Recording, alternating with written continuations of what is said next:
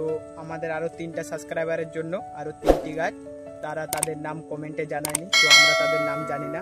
আপনারা যদি আপনার নামে গাছ লাগাতে চান অবশ্যই কমেন্ট করবেন।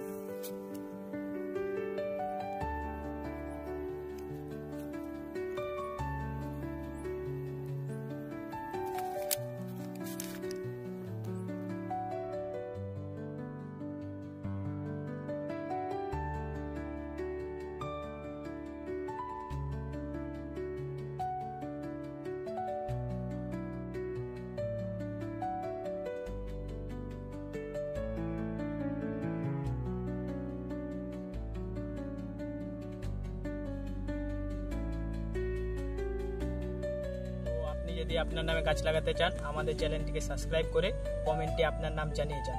সবসময় মনে রাখবেন, একটি গাছ একটি প্রাণ, তাই গাছ লাগান। গাছ লাগাতে না পারলেও নষ্ট করবেন না।